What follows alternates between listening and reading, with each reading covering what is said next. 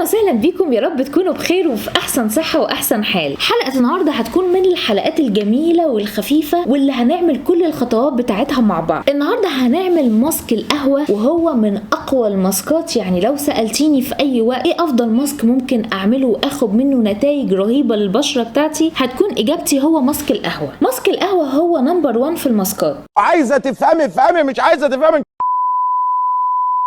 داخل علينا عيد الاضحى دلوقتي، كل سنه وانتم طيبين. وانت محتاجه حاجه تخليكي شكلك منور ووشك حلو جدا، او لو عندك اي مناسبه او لو عندك فرح ومحتاجه حاجه قويه ومختلفه عن اي حاجه ممكن تستخدميها، يبقى هيكون ماسك القهوه ده. انت كمان لو عندك بقع او عندك تصبغات او ندبات في الوجه، او لو عندك انه مفيش اي توحيد لون في البشره، فهتلاقي ان القهوه من الحاجات الممتازه اللي بدات تظبط لك المشاكل دي. الاجمل بقى ان هو مش زي اي ماسك، لان هو مش نتيجه وقتيه وبعدين بتلاقيها راحت، لا، النتيجه بتاعته مع الاستمرار بتفضل وبتزيد والبشره بتختلف كليا معاكي. اهم حاجه بس انك تركزي معايا في الخطوات علشان اقولك هنبدا بايه وننتهي بايه، وكل خطوه مهمه جدا. يعني النهارده مش مجرد انك هتعملي ماسك كده زي ما بتعملي اي ماسك، لا، النهارده هنعمل ماسك بطريقه بروفيشنال احترافيه جدا جدا. قبل ما نشوف مع بعض المكونات اللي هنستخدمها في ماسك النهارده ونبدا نستخدمه مع بعض، خلينا نعرف ايه هي فوائد القهوه وليه انا اخترت الماسك ده بالذات. اول حاجه خليني اقول لكم ان ماسك القهوه ده بينفع لكل انواع البشره. اما بالنسبه للفوائد فهي كتير جدا، لكن خليني اقول لكم اهمها. اول حاجه ان القهوه بتعمل كده زي مقشر خفيف، يعني مش بتعمل تقشير عميق اللي هو ممكن يأذي البشره، ده غير مقاومه التجاعيد وعلامات الشيخوخه، وطبعا بتقلل جدا من حده البثور وحب الشباب، وده لانها مليانه بمضادات الاكسده ومضادات الالتهاب ومضادات البكتيريا. حاجه مهمه جدا تاني وهي تقليل خطر اشعه الشمس على البشره، وخدوا بالكم ان اشعه الشمس من اكتر الاسباب اللي بتؤدي لظهور التجاعيد.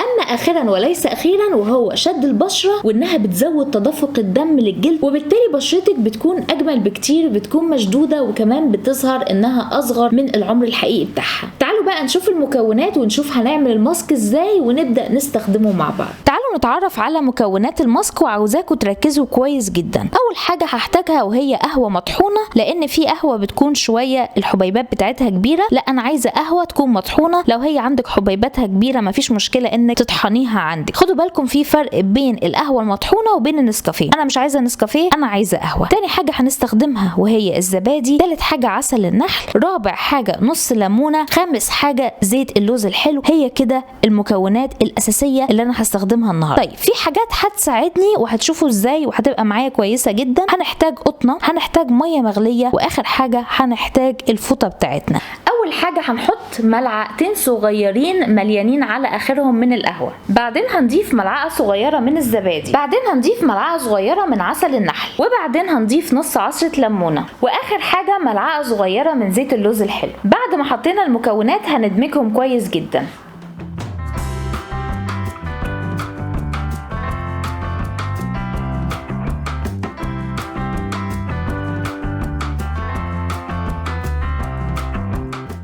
بعد ما الماسك بقى جاهز معانا دلوقتي هنبدأ نستخدمه. بس معلش كده قبل ما نستخدمه ثانية واحدة، ايوه كده ممكن نكمل. الله الحمام دي ربنا يخليك. اول خطوه مهمه جدا لازم تعمليها قبل ما تبداي الماسك انك تشيلي كل الميك اب الموجود زي ما انا هعمل دلوقتي. اختاري مزيل الميك اب الكويس بالنسبه لك. انا بصراحه بستخدم جارنييه ده، وهو فعلا من اقوى الحاجات اللي انا بستخدمها. تعالوا نبدا.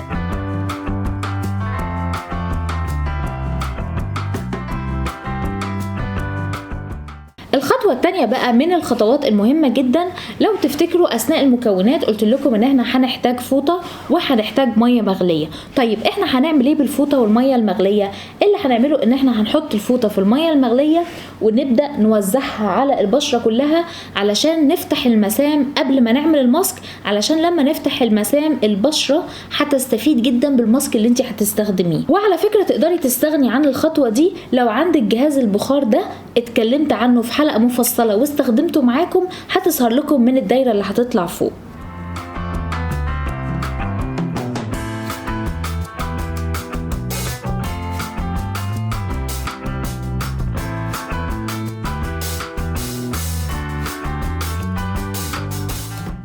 نيجي بقى للخطوه الثالثه، وهو ان الماسك هنبدا نحطه على وشنا. خدوا بالكم انا مش عايزه حاجه تبقى مكلفه او معقده، فاحنا كل اللي هنستخدمه ان احنا باي قطنه عندك موجوده في البيت، طبعا قطنه نظيفه يعني، هنبدا نحطها في الماسك ونوزعها على وشنا كله زي ما انتوا هتشوفوا دلوقتي.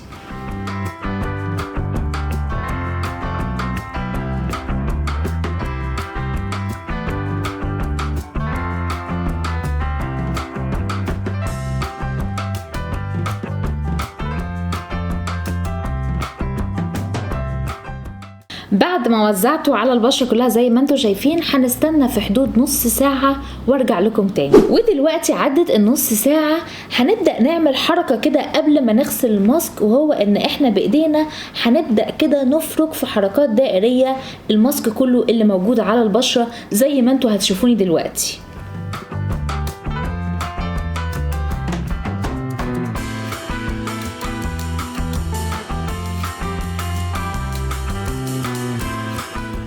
بعد ما عملنا التدليك وضغطنا ضغطه يعني متوسطه بحيث ان احنا نعمل تقشير خفيف، هنغسل البشره بتاعتنا بميه متوسطه، لا هي ساقعه ولا هي سخنه. ودلوقتي غسلت البشره بتاعتي. عايزه اقول لكم ان احساسي مختلف تماما عن قبل ما ابدا الماسك.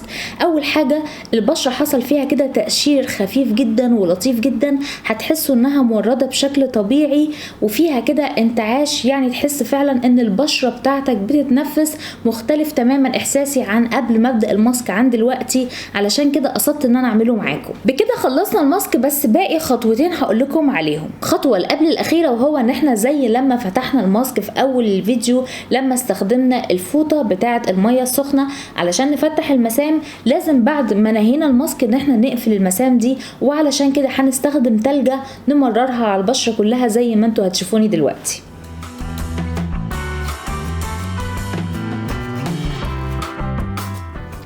اخر خطوه خالص، وهو ان انت هتستخدمي المرطب بتاعك اللي بتستخدميه للبشره بتاعتك. طيب لو مش عندنا المرطب او اي مرطب احنا بنستخدمه، ممكن تجيبي لبن من التلاجة، كوبايه لبن تكون ساقعه وتكوني مجهزاها من قبل الماسك، هتمرري اللبن ده على البشره كلها بتاعتك، وده اصلا افضل مرطب ومرطب طبيعي.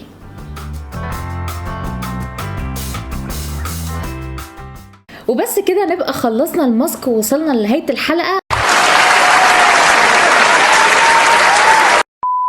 وبالنسبه للسؤال طبعا اللي انا عارفه ان انتوا هتسالوني عنه، وهو ان الماسك ده اقدر استخدمه كم مره او استخدمه قد ايه؟ ممكن تستخدميه مره او مرتين اسبوعيا. اتمنى اكون قدرت افيدكم في حلقه النهارده وقدرت اقدم لكم معلومات مفيده. لو عجبتكم الحلقه ما تنسوش لايك للفيديو، سبسكرايب في القناه، واهم حاجه شاركوا الفيديو مع غيركم علشان اكبر عدد منه يستفاد. واشوفكم على كل خير الحلقه الجايه ان شاء الله. باي باي.